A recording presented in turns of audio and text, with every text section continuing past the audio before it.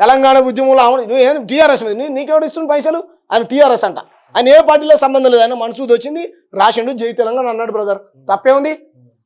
ఖబర్దార్, మీ ఆంధ్ర రాజకీయాలు ఇటు నడవవు. ఈ బ్యాచ్ ఆంధ్ర బ్యాచ్కి మొత్తం చెప్తున్నావు. ఈ మౌనిక సుంకరి, పేరేం ఆకుల శివాని గారు, ఇంకెవరు కరాట కళ్యాణి, మార్వాడి లత, ఇంకో ఈయన పేరు సుగుణా గారు, ఈ లెవెల్లో రకరకాల పేర్లు ఉన్నాయి. వీళ్ళవి ఒక్కడు కూడా మళ్ళీ వీళ్ళకి ఏ కుల ఇన్సిడెంట్ జరిగినా ఖండించరు వీళ్ళు. వాడు చెప్తాడు, ప్రెస్ మీట్లో పెట్టారు ముఠా మొత్తం బీజేపీ గ్యాంగ్ అంతా వీళ్ళ స్వయం ప్రకటిత మేధావులు. ఆయన ఆర్ఎస్ఎస్లో పనిచేసిన ఆయన పేరేం పేరు, ఆయన నాకు గౌరవం ఉండే మోహన్, మన మురళీ మనోహర్ సార్. మురళీ మనోహర్ సార్ అంటే నాకు గౌరవం ఉండే. శ్యామ్ గాడు, రగ్గాడు, రామ్ గాడు అని అంటా ఉన్నాడు ఆయన.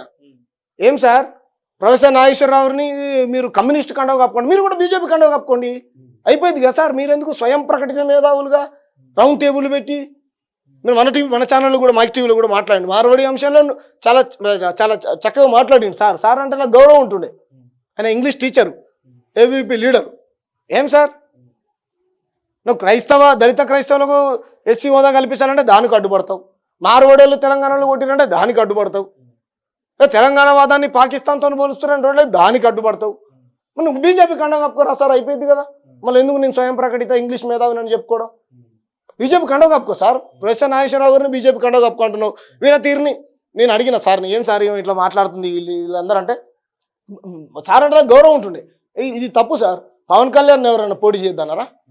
పవన్ కళ్యాణ్ ఎవరైనా, అరే నువ్వే చెప్పినావు, 100 సార్లు చెప్పిన నేను, నీకు రాష్ట్ర విభజన ఇష్టం లేదు, 11 రోజులు ఆనందించాను, అలాంటి వాడు వచ్చి నువ్వు సభ పెట్టుకొని ఏం ఉద్ధరిస్తావు? అది మాకు పవిత్రమైనటువంటి రోజు, 2వ తారీఖు. ఆ రోజు వద్దు, వేరే రోజు పెట్టుకోమన్నాం.